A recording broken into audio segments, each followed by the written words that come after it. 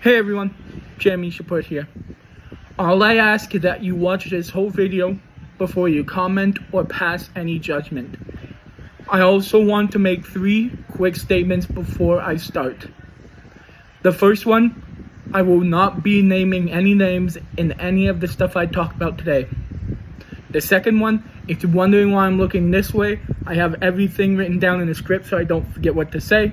And the third one is, there is a possibility that I will cry in this video, so if I do, forgive me for this being longer than it should be.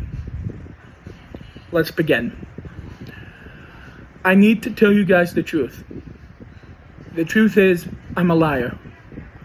When my friends, family, or doctors ask me if I'm okay, I say I'm fine. The truth is, I'm not okay, and I haven't been for a while. For those of you who don't know, a girl I went to high school with died recently, and when I went to her celebration of life, it brought back a lot of old memories of my mom because her celebration of life was in the exact same place and the exact same room. And the old memories of my mom brought back old memories of elementary school when I was bullied, and it also brought back old memories of all the other people in my life that I have lost. For those of you who don't know, I have been living with my grandparents since the age of 2 because my mom was in the hospital. At first, they told my grandma it was ALS, also known as Lou Gehrig's disease. Then several years later, they said they made a mistake and she didn't have ALS, but a major stroke. She died back in October 2011 when I was 10 years old. My aunt, who lived in the same building as me, died 3 months later in January 2012, a day after my birthday. Now, we get on to my grandpa. The day was May 2nd, 2016, my grandma's birthday. I went straight to the hospital after school to see him. He was alive and breathing when I got there. It sounded like he was breathing in water, but I never called the nurse. I had to go to the lobby to meet my grandma, and when we got back to his room, he wouldn't wake up. We called the nurse, and when she came in to check on him, he was gone. I have had multiple people tell me it's not my fault, but to this day, I still blame myself for him dying on my grandma's birthday.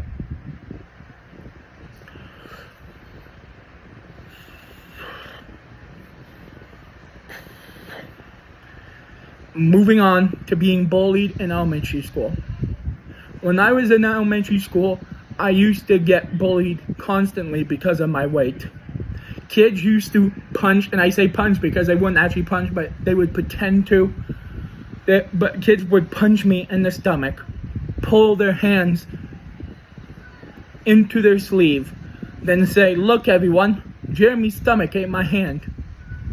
On top of that, the principal at the time would suspend me at least once a month because of something stupid, such as bringing a gun to school when it was a Transformers arm. She suspended me one time because I was using the snap cubes that we used during math to build a robot. But she said I built a gun. Moving on to high school. I went to a different school for 2 years before starting at Lockerbie, and I had lots of problems there, including bullying. That's all I'm going to say about that. And moving on to recently, when I found out a girl I went to high school with died.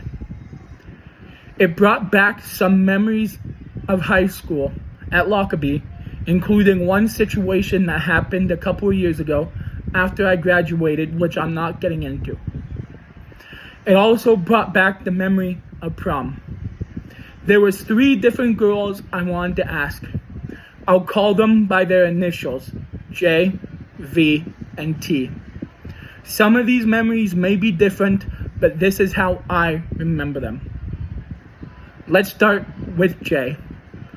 If I'm not mistaken, Jay was a grade ahead of me and had already graduated. I asked people if they knew how to get a hold of her, but apparently she had a boyfriend, so I let that one go. Next was V. I had gone to school with V since elementary school, except the 2 years I went to Llewellyn. For those of you who knew me in high school or followed me on Instagram back then, may remember my plan. I had a sign taped to my walker and a box of donuts on the seat of my walker.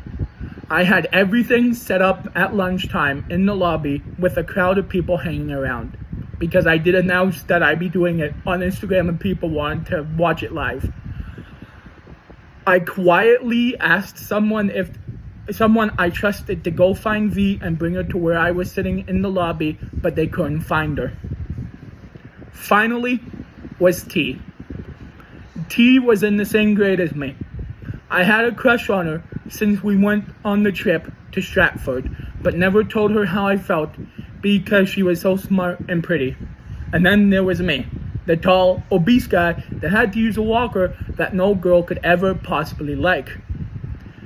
So after nobody could find V, I told myself I was finally going to tell T how I felt and ask her to prom, but never did.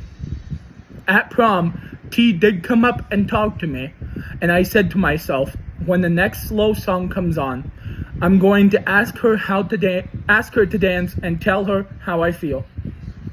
The next slow song came on, and I couldn't find her. I asked around if anybody had seen her, and apparently she had already went home. And the thing is, I have ran into T multiple times since then, but she has always been with friends, and I didn't have the guts to tell her. And with all these memories coming back to me, I haven't slept much since Wednesday. And this morning, for those of you wondering, today is Sunday the 22nd of September. This morning, I had a thought that scared me. I thought, what if I just left everything and everyone behind and ran away to some place where nobody knew who I was and started a new life? But then I asked myself, if I ran away, who would take care of my grandma? Who would jokingly make fun of my best friend Jay Grace for being short? Who would check in on my two other best friends, Ryder Johnston and Derek DeLuisa? Who would go to wrestling and cheer for the hometown wrestlers as much as I do? Who would keep my YouTube channel and podcast alive? Who would be the best uncle to my new niece? And most importantly, who would live my life? And I realized 4 important things. 1, only I could do all those things. 2, only I could live my life. Number 3, I have too many people counting on me. Number 4, I am right where I need to be. At this point, you may be wondering why I'm talking about all these things. I'm talking about them for 2 reasons. The first reason is to show everyone, especially the guys that think they need to be tough, that it is okay to cry, and it is okay to talk about your feelings.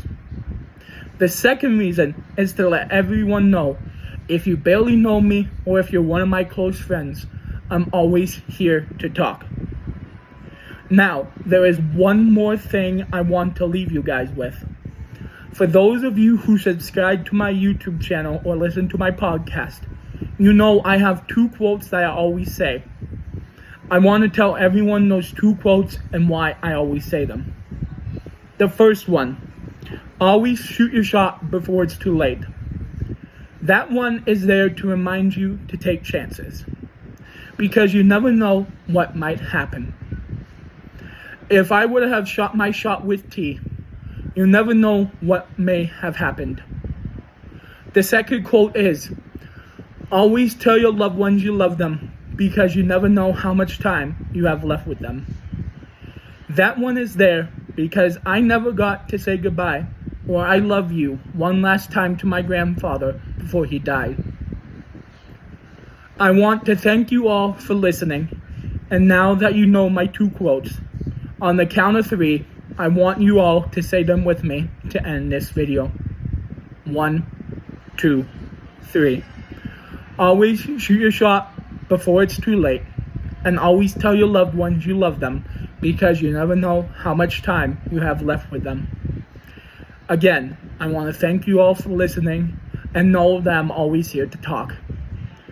I will see you guys in the next video.